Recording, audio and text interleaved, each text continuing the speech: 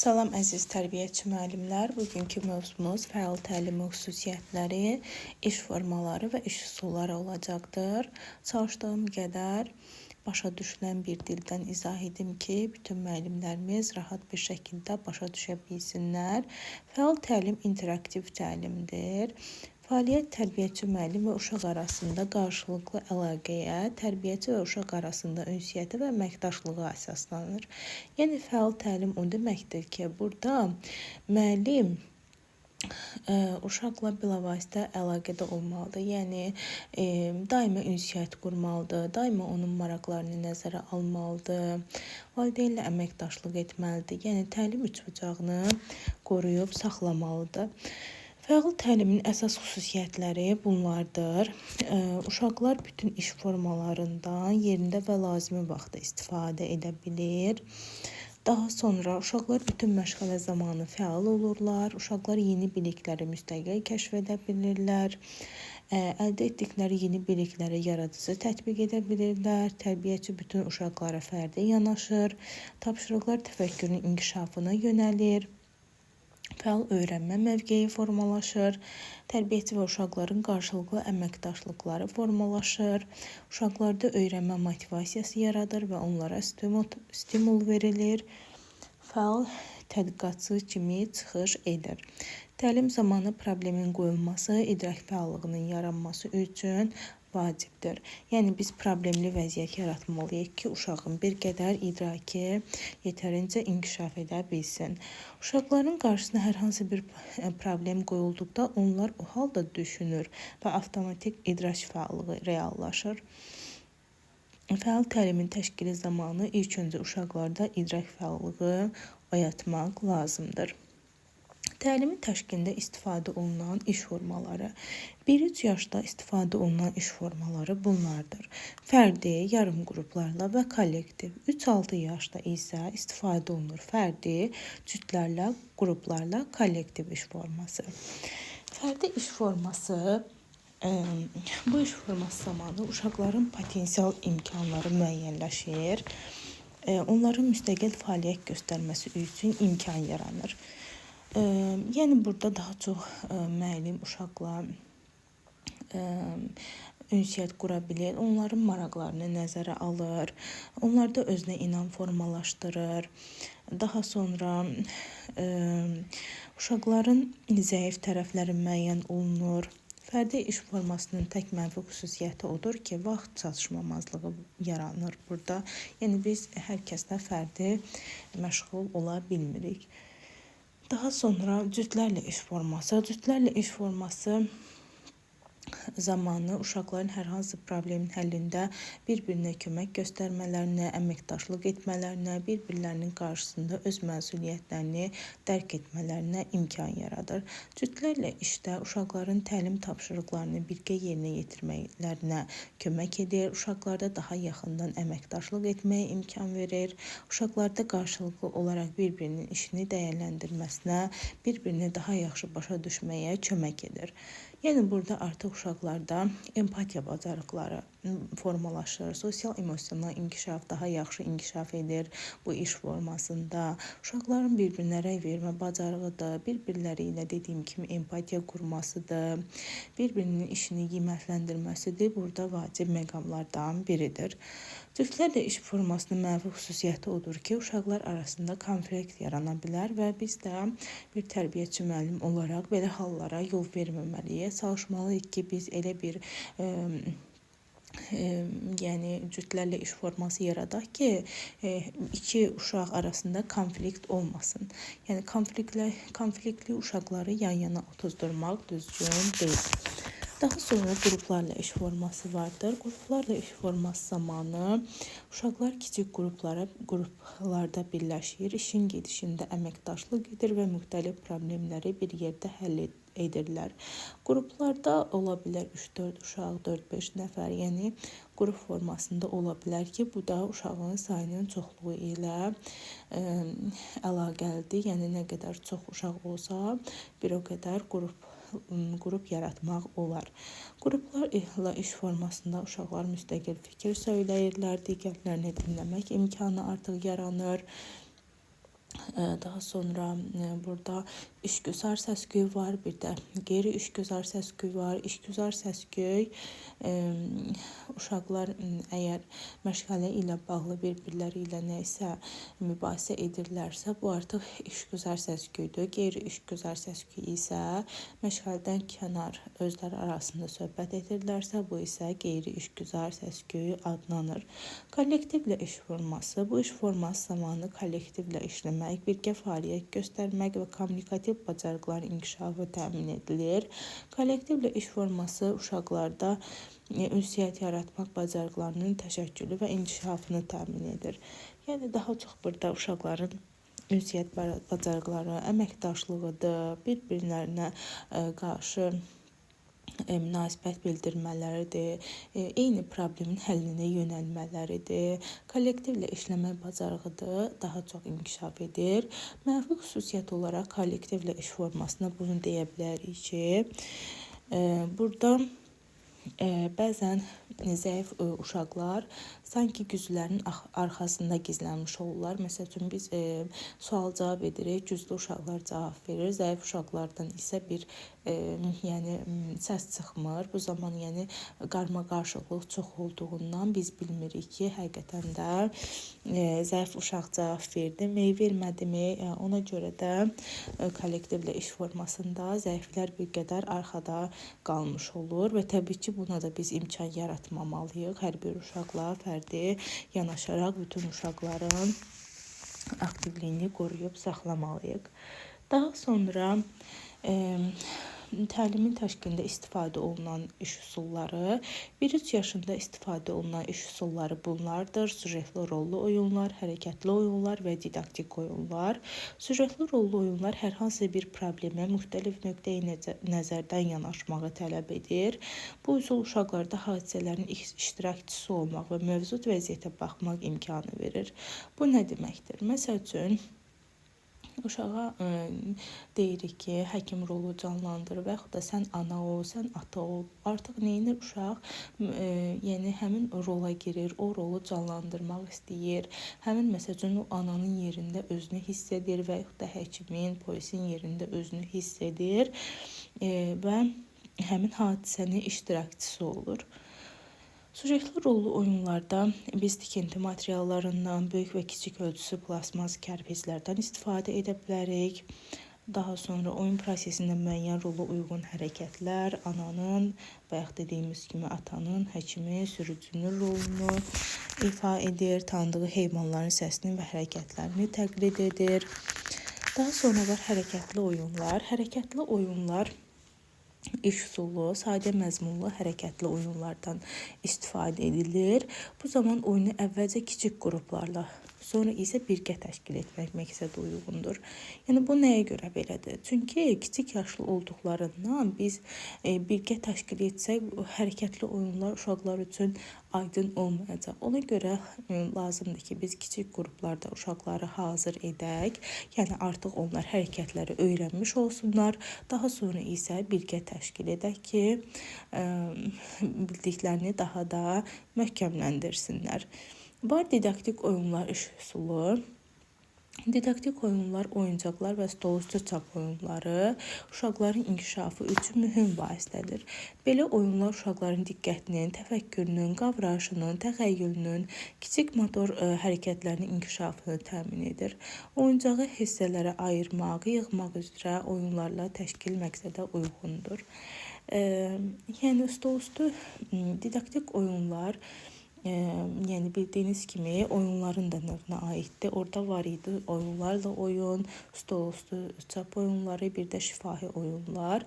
Yəni biz çalışdığımız qədər bu oyunlardan istifadə etməliyik ki, uşağın idraki daha yaxşı inkişaf etsin.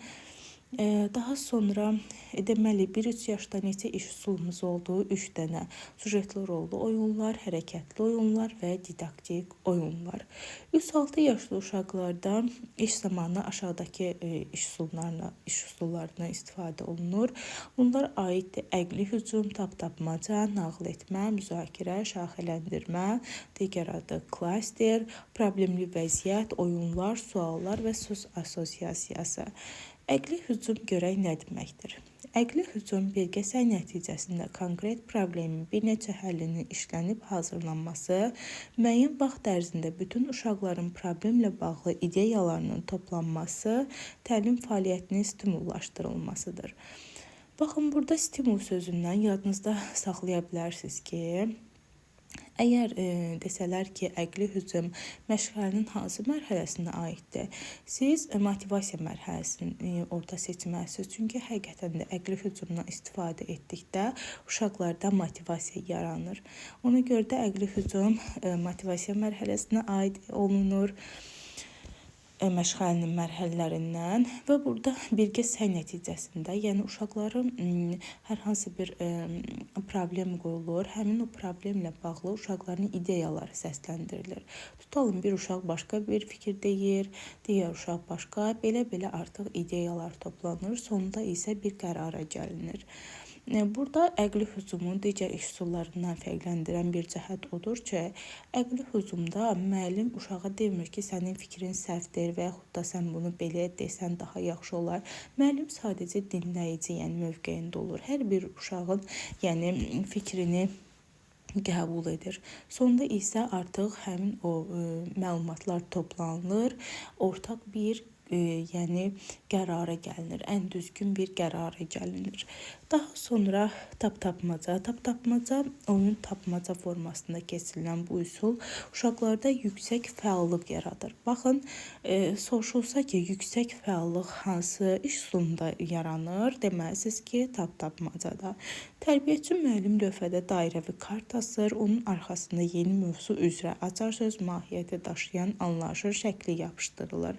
Kartın şəkli olmayan tərəfi uşaqlara tərəf asılır. Uşaqlara şəklin arxasında gizlədilmiş anlayışın xüsusiyyətlərinə aid 2 və ya 3 yönəldici söz sadalanır. Yaxud lövhədə kartın yanında həmin anlayışa aid şəkillər yapışdırılır.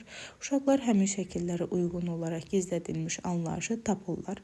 Məsələn, qış fəslinə aid qar, şaxtababa və s. belə dedikdə artıq uşaq qış fəslini tapmış olur. Və yaxud da deyə bilərik ki, tapmaca olaraq, yəni misal çox çəkə bilərik. Tutalım ki, o nədir ki, ətirlidir, çox gözəl qoxusu var. Artıq uşaq belə yönəldici sözlərlə biləcək ki, biz çiçəyi deyirik, gülü deyirik. Artıq deyəcək ki, mənimə güldür bu və yaxud da hər hansı bir heyvanın xüsusiyyətini deyirik. O nədir ki, uçur, qanadları var. Yəni, bu formada yönəldici sözlərdən istifadə edə bilərik. Nağıl etmə məlumatın tərbiyəçi müəllimdən uşağa ötürülməsi və dinləmə bacarıqlarının inkişafı üsuludur. Nağıl etmə 10-15 dəqiqə ərzində aparılır. Nağıl etmə ilə bağlı bir sıra məsələlər var ki, diqqət mərkəzində saxlanılmalıdır. Nağıl etmənin məqsəd və vəzifələri dəqiq müəyyənləşdirmək. Yəni, burada bizim nağılı deməkdə məqsədimiz nədir? Uşağa, yəni bu nağılın sonunda hansı tərbiyəvi xüsusiyyəti aşılamış olacaq və yaxud da burada bizim vəzifəmiz nədir? Burada yəni hansı tərbiyəvi necə deyim, xüsusiyyəti uşağa aşılamalıyıq. Yəni bu formada artıq nağıl etmənin məqsəd və vəzifəsini dəqiq bilməliyik. Daha sonra nağıl etmə zamanı ardıcılığı gözləmək lazımdır. Yəni biz ardıcıl olaraq nağılı nəql etməyi bacarmalıyıq. Birin başdan deyib, daha sonra axırdan, daha sonra ortadan desə artıq bu uşaqlar üçün qarmaqarışıqlıq yaradacaq. Və nağıl etmə sujetli şəkillərdən istifadə etmək. Nağıl etmə zamanı biz sadəcə nağılı desək, təbii ki, bu uşaq üçün maraqsız olacaq, heç axıra qədər də dinləməyəcək. Amma biz sujetli şəkillərdən istifadə etsək, uşaq üçün bu bir qədər maraqlı olacaq və axıra kimi dinləyəcək. Digər əyani və texniki vasitələrdən istifadə etməliyik. Tərbiyəçi müəllim məlumatın ötürülmə prosesini verbal və vizual jest və mimikalardan istifadə etməlidir. Məsəl üçün, jest mimikalardan səs tonumuzu məsəl üçün çoxalda bilərik, azalda bilərik və yaxud da həmin heyvanın səsini çıxararaq belə də uşaqlarda maraq yarada bilərik. Daha sonra var Müzakirə iş üsulu. Müzakirə iş üsulu mövzu ətrafında ideya, məlumat, təəssürat, təhlil və təkliflərin qarşılıqlı mübadiləsidir. Uşaqlar ünsiyyət, kommunikativ bacarıqlarının formalaşmasında mühüm rol oynayır. Qazandıqları bilik və bacarıqları təcrübədə tətbiq etmək imkanı əldə edirlər. Müzakirəyə başlamazdan əvvəl uşaqlara qaydalar izah edilir. Mövzu aydın ifadə olunur. Müzakirələr bu prosesi inkişaf etdirən suallar vermək və uşaqların cavablarını nəzərdən keçirməklə tənzimlənir. Bu zaman cavabı bəlli və xeyir olan qapalı suallar vermək məqsədə uyğun hesab edilmir. Çünki biz cavabı hə, yox olan suallar versək, bu zaman uşağın nitqi də inkişaf etməyəcək, idraki də inkişaf etməyəcək. Ona görə çalışmalıyıq ki, açıq suallara daha doğrusu üstünlük verək ki, uşağın həm ünsiyyət bacarığı formalaşsın, eyni zamanda idraki da hər tərəfli inkişaf etsin. Müzakirədə mövzuya aid nə baş verdi, nə üçün, başqa necə ola bilərdi, yəni bu vəziyyətdə nə edərdiniz, nə üçün kimi suallardan istifadə olunur. Yəni biz elə bir müzakirə qoymalıyıq ki, uşağın qarşısına uşaq bu sualı bir-birlərinə verə bilsin. Yəni burada tutalım nağıl qəhrəmanına söhbət gedir. Siz tutalım tülkünün yerinə olsaydınız nə edərdiniz? Yəni bu nə üçün belə elədi və yaxud da necə olsaydı belə etməzdi kimi suallar verməyi bacarmalıdırlar bir-birlərinə. Müzakirə böyük və məktəbə hazırlıq qruplarında istifadə edilir. Daha sonra səriştələrdən qərar qəbul etmə, tənqidi təfəkkürdür. Bura aid etmək olar. Daha sonra şaxələndirmə, digər adı isə klasterdir. Tərbiyəçi müəllim tərəfindən lövhədə və iş vərəqlərində dairə çəkilir və onun mərkəzində yapışdırılmış şəkil ilə bağlı söz və ifadələr söyləmək uşaqlara tapşırılır. Mərkəzdə yapışdırılmış şəkildən başlayaraq hər növbəti şəkil onunla əlaqəli xəttlərlə birləşdirilir. Məşğələnin sonunda alınan şaxələndirməyə əsasən ümumiləşdirmə aparılır və şaxələndirmə onu da edelim ki, məktəbə hazırlıq qruplarında istifadə edilir. Şaxələndirməyə aid belə bir nümunə çəkim ki, daha yaxşı, yəni yadınızda saxlayasınız vizual olaraq. Gözünüzün qabağına gətirin, tutalım ki, şəklin ortasında yazıb meyvələr, qıraqlarından da verilib alma, armud, banan, bibər, badımcan, pomidor. Biz nə etməliyik? Burada bizdən meyvələri istəyirdi, yəni meyvələri birləşdirməliyik. Yox, əgər tərəvəzləri olsaydı, artıq tərəvəzləri birləşdirməliydik. Buna da şaxələndirmə deyilir. Daha sonra var problemli vəziyyət. Problemli vəziyyət bu üsul tənqidi təfəkkürü, təhlil etmə və ümumiləşdirmə vərdişlərini inkişaf etdirir. Əvvəlcə problemli vəziyyət və müzakirə üçün suallar hazırlanır. Yəni əvvəl biz suallarımızı hazır etməliyik. Uşaqlar 4-5 nəfərlik qruplara bölünür. Problemli vəziyyət təsvir olunmuş vərəqlər uşaqlara paylanılır. Hər qrup təklif edilən vəziyyətlərdən birini müzakirə edir və həll yolunu göstərir. Qruplar öz işlərini bitirdikdən sonra ümumi müzakirə aparır. Bu qədər sadə. Yəni uşaqlar 4-5 qrupa bölünür. Əvvəlcədən biz problemli vəziyyəti yaradırıq, onlar üçün suallar hazırlayırıq. Sonra isə uşaqlar təklif edilən problemlərdən birini seçirlər, müzakirə edirlər, sonra isə ümumiləşdirirlər. Daha sonra oyunlar var. Oyunlar hər hansı bir problemə müxtəlif nöqteyi nəzərdən yanaşmağı tələb edir. Bu üsul uşaqlara hadisələrin iştirakçısı olmaq və mövcud vəziyyətə başqasının gözü ilə baxmaq imkanı verir. Belə düşünə bilərsiniz ki, 1-3 yaşda da sujetli rollu oyunlar var, 3-6 yaşında da. Bəs bunların fərqi nədir? Fərqi ondadır ki, 1-3 yaşda artıq uşaq bir qədər məlumatsız olur və istədiyi rola girə bilmir, istədiyi rolu tam əhatəli olaraq canlandıra bilmir. Amma 3-6 yaşında artıq uşaq demək olar ki, bir çox rolu canlandıra bilir. Yəni biz artıq tərbiyəçi müəllim olaraq ona köməklik etmirik. Hər hansı bir rol dedikdə artıq uşaq onu anlayır və təqlid etməyə başlayır. Var suallar. Suallar uşaqların idrak fəallığının artırılmasında böyük rol oynayır. Sualların sayının 4-5 arasında olması məqsədə uyğundur. Sualların qoyuluşu tənqidi təfəkkürün inkişafına doğru yönəldilməli, məntiqi ardıcıllıq gözlənilməlidir. Məzmun və mövzu ilə bilavasitə əlaqəli olmalıdır. Söz assosiasiyası bu üsuldan hər hansı bir mövzunun öyrənilməsinə başlamazdan əvvəl uşaqların həmin mövzu haqqında nə bildiklərini və mövzu mənimsədildikdən sonra yeni nə öyrəndiklərini aydınlaşdırmaq məqsədi ilə istifadə edilir. Məsəl üçün, bizim mövzumuz bu günləri meyvələrdirsə, mən uşaqlara yəni həmin mövzunu keçməmişdən əvvəl sual verirəm. Uşaqlar, meyvələr haqqında kim məlumatlıdır? Kim hansı meyvələri tanıyır? Əgər uşaq sadalaya bilirsə, demək ki, meyvələr haqqında məlumatı var. Və yaxud da meyvələr mövzusunu keçdikdən sonra da suallar verirəm və əgər həmin suallar verdikdən sonra uşaq sadalaya bilirsə, artıq mən burada nə edirəm? Uşağın inkişafını sanki qiymətləndirirəm. Nə dərəcədə həmin mövzunu mənimsəyib, mənimsəmədiyini artıq anlayıram. Bu üsulun mahiyyəti ondan ibarətdir ki, tərbiyəçi müəllim mövzunun məğzini ifadə edən əsas sözü uşaqlara təklif edir və onlar eşitdiklərini həmin sözlə əlaqədar assosiativ şəkildə xatırladıqları ilk sözləri deyirlər. Bu üsul tərbiyəçi müəllimə məşğələdə əldə edilən nəticələri müqayisəli qiymətləndirməyə, uşaqlara isə təlim prosesində öz inkişaf dinamikasını dərk etməyə imkan verir. Mövzumuz bu qədər idi, əziz müəllimlər. Ümid edirəm ki, sizlər üçün faydalı oldu bu dərsimiz. Kanala abunə olub, rəy yazmağı unutmayın. İnşallah ki, növbəti günlərdə də oylama keçirəcəm. Ən çox hansı mövzuya daha çox oy olsa, həmin mövzunun izahı bu formada çəkilib paylaşılacaq.